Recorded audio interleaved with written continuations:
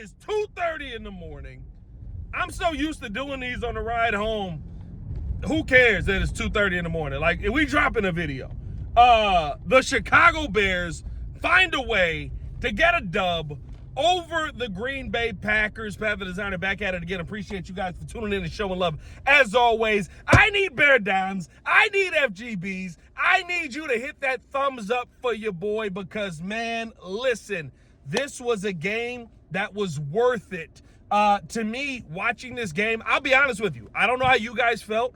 For 3.5 quarters, I thought as I'm leaving Fox, leaving ESPN here, I was going to be doing a terrible post-game show, depressed that we can't beat the Green Bay Packers yet again. I'm not going to sit here and cap with you, but I thought that you had an offense that found a way to overcome some rough play calling from your head coach throughout the game. To me, I felt like this was a really tough game for Ben Johnson early on. The trick play call, some of the stuff that went down, not going to the simple run plays, the power runs with Kyle Monangai and DeAndre Swift. I wanted to see a little bit more of that. But, hey, sometimes it's not going to be perfect. And Ben Johnson said this, you have to have a quarterback that can bail you out in those moments. And Caleb Williams is, in fact, one of those moments. I wore my Iceman suit today because you know what? The Iceman cometh. And he came through and absolutely put on a show with two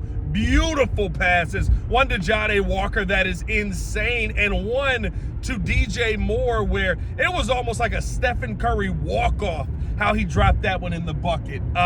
If you're a Bears fan right now, I told you, feel confident in what this team has and what they have an ability to go out there and do. I know they give us a heart attack. The AD numbers have to be up here in Chicagoland. There's no way that people are comfortable with where we're at, but it just truly feels like this is a team, as Ben Johnson said in his post-game presser and in the locker room, that is special. And having this special team, man, I love everything about this. I feel like what we saw today in that fourth quarter was exactly what you hope to see. A team that, listen, you have to get lucky in some moments, right? And you do. The ball gets snapped between his legs. It bounces off of the center's junk for some reason. Ball hits the ground. Bears recover. You got to have that happen for you to be in this game. Onside kick. You got to have that happen for you to be in this game. But you took advantage of just about every opportunity that the Packers put out there for you, and you went out there and you cashed in on them to win a tough game. And these are the kind of games that are confidence boosters moving forward, not just for 2025, moving forward. These are the kind of games that are confidence builders. These are the kind of games you have to have, and you now sit atop the NFC North, a game and a half above the Green Bay Packers, where that tie now may come back to haunt them a little bit with some of the things that they've done this season. Let me know how you guys feel in the comments below. I'll be down there talking with you as well. Hit that like button, subscribe to the page, leave a 5-star review. Y'all know what to do. Some notables in this game that I think you got to point out, of course, Caleb Williams, and I'll get to more on Caleb in a second here, but you know, I feel like DJ Moore, can we put all of the DJ Moore nonsense to bed? I get it, right? He's an easy target. You probably still, like the money reason, right? You may end up moving on from him. But people are so quickly to try and throw DJ Moore out, to get rid of, move on from, we don't need him, $50 million, and you're not using him in the game plan. Just because you're not in Ben Johnson's game plan that day does not mean that you're not a part of Ben Johnson's game plan long term. DJ Moore had a phenomenal day today, and I thought he stepped up in a big way in multiple moments down the stretch. Unfortunately, does get the illegal formation, but for the people who are trying to just, you know, go out there and say, DJ Moore's done, he's not a part of this team, him and Caleb don't have chemistry, absolute horse blank. Absolute horse blank. Get that out of here, bro. Got to give love to Jade Walker. All day Jade. For, of course, the game-winning touchdown, getting himself into the right moment, running the route well, being able to catch the ball, pretty routine. I love how he said, he's like, it's a routine catch. It's just in a big moment. Routine catch, toe tap, plenty of space. Thought Caleb dropped the dime in the bucket, but there's a lot of guys that wouldn't have made that catch. Can we say Olamide Zaccheaus is one of those guys possibly that wouldn't have made that catch? The Bears bet on Jade's upside this season, and you know what? His upside has absolutely come to put the Bears in a great position. I love what you saw out of him. I love the fact that he got his first opportunity here, and I hope that it's going to continue for him long term. But you really feel like You have so many pieces. And listen, as much as I talked about, I know starting off right, I sat there and said I wasn't thrilled with the game plan that Ben Johnson came with. I thought that Dennis Allen going bend but don't break was fine, but it just felt like the defense was on the field all day, and that kind of sucked. But I kind of look back at the game plan. The one thing you can't take away from these guys, in the slightest, having young guys prepared. I've never seen a coaching staff like this. Let me know if you've seen a staff like this in the comments below, because they have had DeMarco Jackson. They have had Jade Walker. They have had, you bring in CJ Gardner-Johnson at the end. You have had guys prepared to go out there. What they did with Ozzie Trapillo when he finally got his opportunities. You've had guys prepared on a consistent basis to be able to go out there and make plays. And not just make plays, but make big plays in the game. Jade Walker with one of the biggest catches of this game. DeMarco Jackson wins NFC Player of the Week and is getting 2 game balls.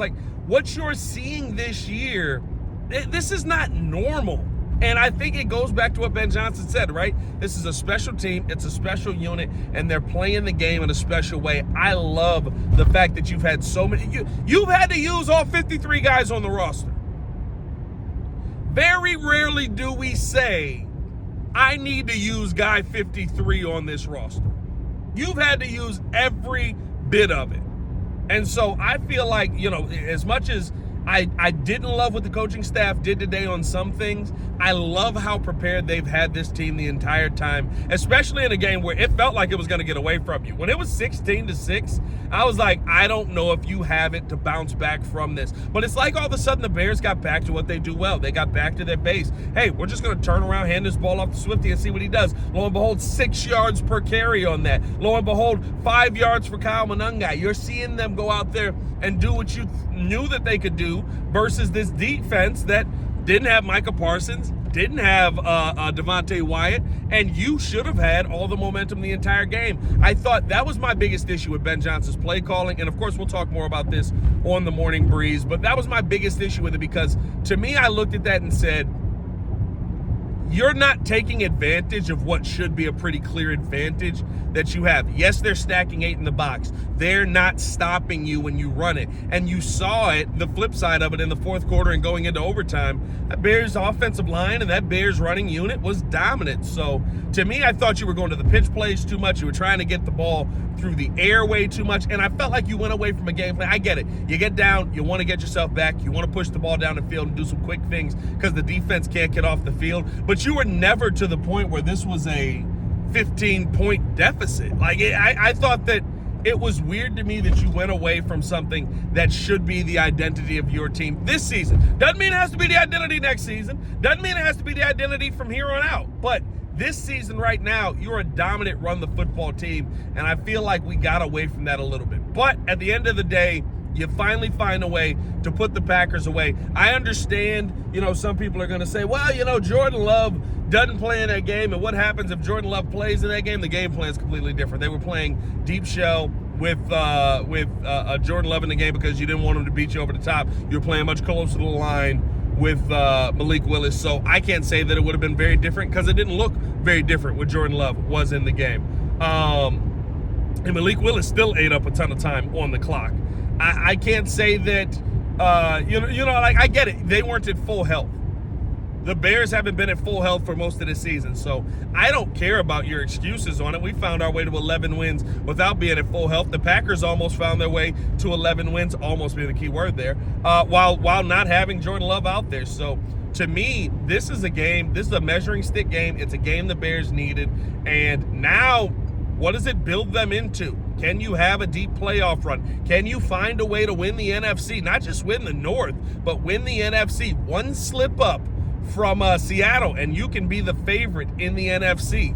I love it. I'm so excited to see what this Bears team is going to be, and I love the fact that you were able to finally put the Packers away in game-winning fashion. Very similar to what the Packers did to you in 2011, or is that 14? That last game of the season. Maybe I was 10. One or the other. It was one of the pop-up years. But, hey, man, I'm tired. I'm almost home. I appreciate you guys. If you're watching this video, you're like me, you're a sycophant. Shout out to you. If you, I love you guys, man. Bear down, one love. Let's hope the Bears continue winning ways as next week's another late night. Y'all stay safe on the Chicago. Bear down, one love. Peace.